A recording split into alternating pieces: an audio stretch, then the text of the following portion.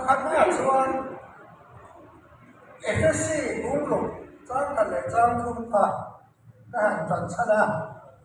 nếu bằng tiêu nếu bà xuân hình dung lấy bà tích thú sổ lộ vụ sư chú thiếu địch anh xì à chú tích xuân thì ta đã trả ra lấy à hiên thì đăng rây của bằng thì hi cả sáng về thì cái gì à cần bu có trang thu là bộ khá à đăng rây sát đã sợi trên đằng khá các bà thủ của ôi em mình hiện ngay là à thì trên các cái đồ xa mà để cho các bà thì mà không biết ô cái này mình thì sao là ama cho tận hôn nó có biết có hòa mà anh cái còn là mà khác các bà ai ở những cái số của em tôi này à thu các ôi em mà ama các cái ai sang các bà căn soi lên đủ một khăn sâu cái này nó còn lại cái chỗ buộc mũi khô các cái gì à cho nên khô mà hiện nó còn anh khô mày đâu này anh chuyện cho hôm nay sáng nay cũng quả là em tái à thế tái à thế cái hậu chuyện à cho nên không đó là lâu gì à thì cái số cậu có lâu bằng mà cái này cuối một bằng có thể về xưa rồi nên gia đình các con chuyện thì mà cái chuyện thì cái chuyện những phiền và đây con và thiên thua chứ anh ấy khôngรู้em mình thì thế nào các cái đó rồi nghe anh làm nó sẽ không mày à chứ mày là nghe cái sợi đùa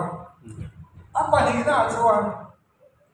dam rei min dia satu kan ni upasi pa so ngam son ve khang kha vi son ve khang kan om lai khan alo kala pathian ni chon khom pa na sa kha sa ko som ria de paru kumpura ka sa kha sa ko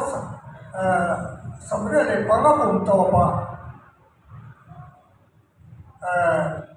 ngày Christmas đôi ý chứ đâu mà cả cả thì cùng sống mà lại bận hết chỗ này Christmas long chủ chắc in thế thì mới đâu được khó mua cho nàng vui anh nhỉ cái này mà sao anh ông lại là nhỉ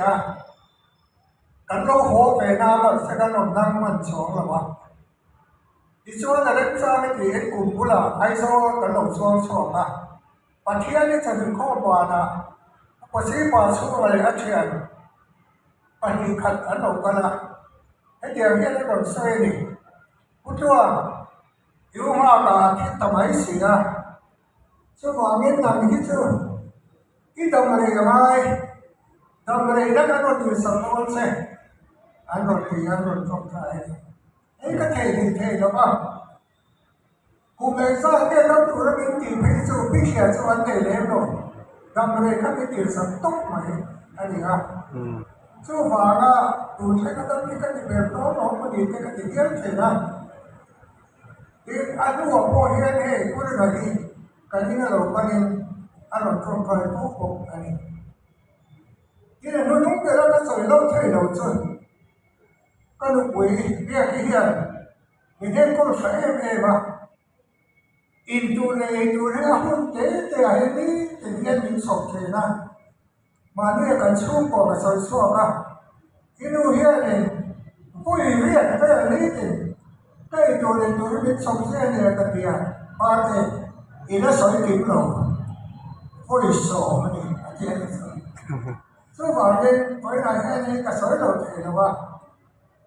với này tu hậu mà sẵn nó đâm để hậu cả nó trả được sâu à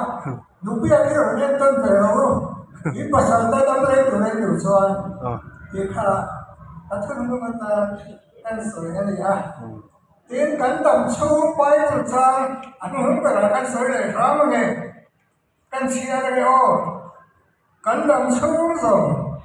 anh mình mua thiêng đi để phép ta câu mà sáu đâu mà rồi mình bồn cái đồ thủ khác he saw as a person of Pakana, Indian Christian College, lecturer. I saw Norman High and multiple Zippy to the Kapana, and Kaldon Laya Pachian, for him, can look going to Kandam so mình muốn thì mình lấy cái tất cả mà lão là bao rồi cái còn tiền rồi với cái hiện ấy mà đi đâu mà ra hiện thì là lão nó là một tuổi thì nó xem như tất cả các cái lâu sống chưa với đi cái làm đi học sống sao lại làm nó với cái aro với cái tất cả và hiện thì là nó cũng có sợi thì chưa phải cho mà nó sợi có cái gì hết cái nó mấy Kaya kain ba doon na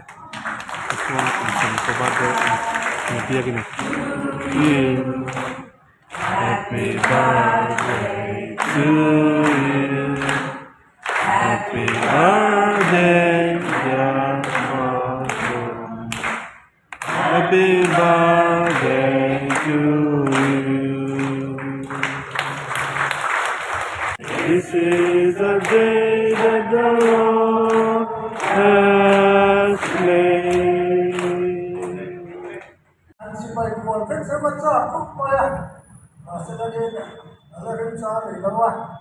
cần sống có hộ chẳng sẽ có hiện cái gì biết cái gì khúc mày này cái cắn đủ quả cái cả một lần thôi cái đủ quý cái đi anh gì à đầu tiên về đấy để xem Good. thì chúng ta là mất biết thôi là cái thế thì sẽ là phải cái này là anh ba cái đầu ba sẽ là cắn phá là khúc vào về đi zombie cắn gì à cái con người ra để